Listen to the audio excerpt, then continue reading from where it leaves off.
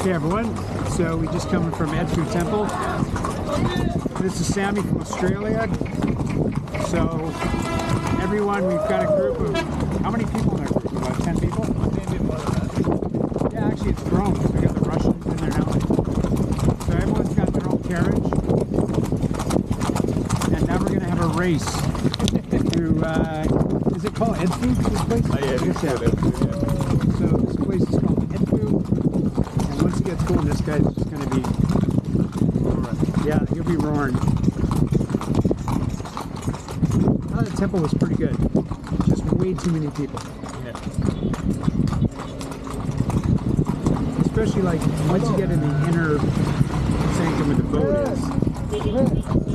Like you know we were talking about how people when they just want to get something, they lose their manners. They lose a lot of stuff. And there's one guy, I don't know if he's American or European, but you know, big guy, backpack on.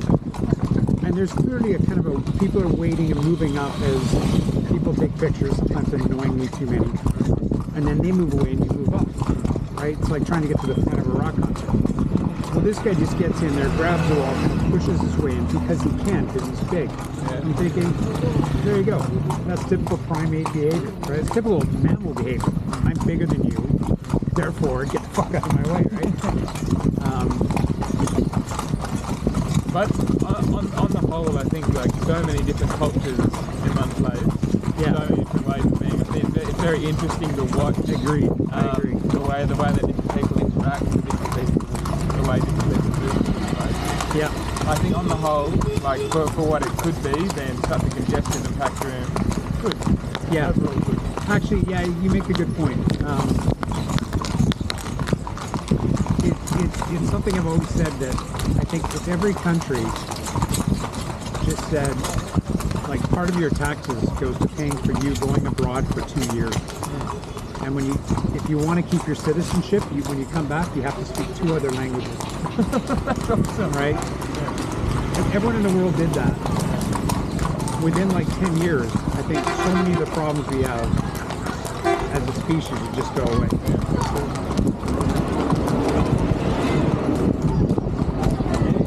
Like this, to say something like that, it's difficult though when you see that problem, you know? Yeah. So to be able to justify like desiring that of a country like this when 110 million people and you see small children trying to sell bracelets so that their families can get by. The thing that we were told in one of the car is an Egyptian family will have 5 children and one of them will go to school. And the 4 others will work so that that other one can afford to go to uni. And then that's how they advance themselves in the family. Yeah. Because that one other, they're kind of riding on the back of that one other child to get a good job so that the rest of the family can be paid for to live later. After they've been children that are paid for that older one to go to school. Only one goes to school, the whole family. Yeah, so because it's got to buy books, it's got to buy clothes, it's got to buy food, buy all these sorts of things. And you think like the average income for a lot of people is $75 US a month. Yeah. So and that camera I got here. Yeah. I mean that would be half a year's salary. Yeah, there you go. There you go. Jesus. Yeah. So you think like a lot of the stuff they're buying, it might be reject international clothes, so it might be nice with the E backwards or something like that. So that's what makes it cheap. So they still got to work hard to buy that shirt. Yeah, I'm aware of that in the sense of like living in Southeast Asia. Like that's why I typically don't mind over tipping. Anyone who's actually doing any kind of work, anything, I tip everything everywhere I go. But when it comes to like, well, in Thailand it's almost like professional beggars. They're organized by like local. Not mafia, I don't want to say, but the local people organize that. One guy has got no legs, and he pulls himself through the streets when it's raining, pushing his little thing, and people, I've done it before, you just drop all your change. So there you go, buddy. Even though you know that he became like an urban, not urban legend, but he would then be spotted way up in, Road 66. So clearly someone's driving him around the city because he's not walking, right? But no matter what, even if that's somehow paying for his life, here you go. Yeah. Right? Like you said, it is a business. Like in poorer countries, Yeah. all over the world, Yeah. it's business, and it's good business Yeah. Well, the problem is though, it's good business for for the people that are organizing running it. Yeah. But for the kids, Yeah. like in Thailand, there's no reason why any child shouldn't go to school. Yeah. And people will rent their kids so that people can carry them around the bars and ask for money. You don't see it as much anymore.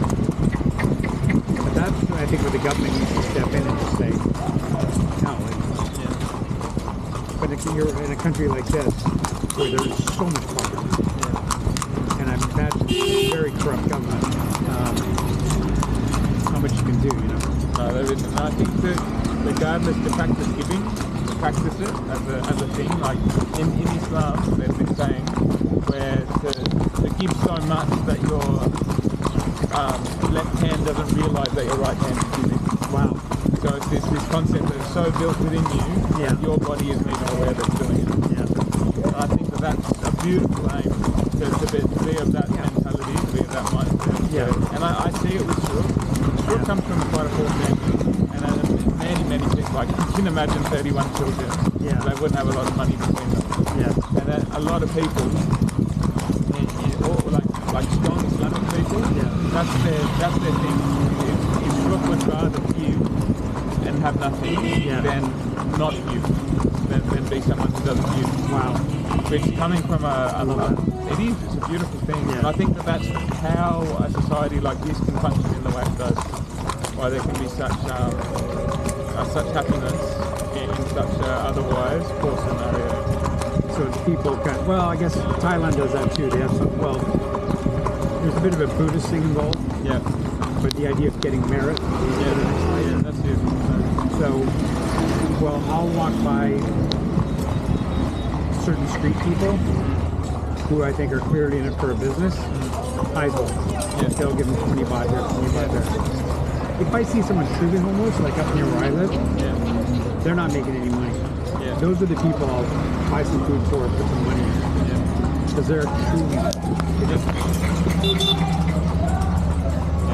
You see it more in Manila though than in Bangkok.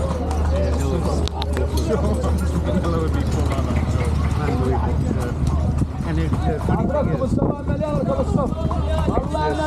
hugely Catholic country, but I'll do lives on TikTok and have a lot of Filipinos. It's got about 50,000 followers. Half of them are Filipinos. And I'll ask them, like they'll say, they're always talking about God and stuff on my chat. It's like, yeah, I don't want to talk about that on my chat. But if they get into it, I'll get into it with them. And it's like, you guys, there's so many poor people and homeless that never get help because of that. And their answer is usually, well, that's their choice. Whereas in Thailand, they don't think, okay, all right.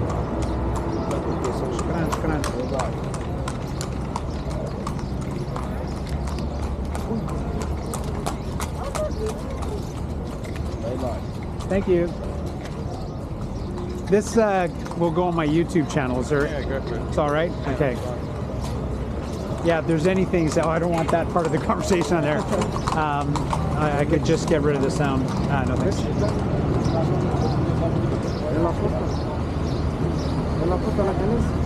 So I swear this wasn't my fault. Someone throws one there, it gives him, it's free for you, he takes it, and then he throws one on me, and I'm thinking, because yesterday I got a free one, I'm thinking, maybe, and he's like, you have $1? And I gave him 40 pounds, and he's going, oh, it's too small, I want $1, but actually 40 pounds is more than $1. Yeah, it's more than $1, yeah. So they is 31. So they want US dollars then? I think they need $40. Yeah, probably. They play that game all the time. Yeah. Is this where we're just at? You didn't get $40, right? No, 40 Pounds. I went to give him 20, and he's like, that's too small. But this is free. But apparently it's not. So anyway, I thought you'd find that amusing. I'm a lost cause. You're a magnet. I'm a magnet for. Well, listen. He Well, said, in this case, I'm blaming it on Sammy. Yeah, I'm blaming okay. it on Sam. Well, it was the same thing. It was the same thing with the. Yeah, it was the same thing with the tip. You know, my sister's like, I said, let's give him a little extra. I said, he's such a nice guy. He stopped. He took pictures for us. Oh, okay. Yeah. Yeah, actually, Sammy also said, let's give him more. So, and we did. You want to go and wait down, guys, in the shop? All right. Okay. Yeah. All right. Thank you.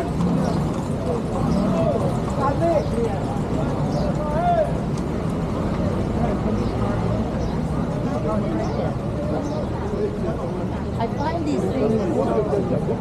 Yeah, it's performance art at this point.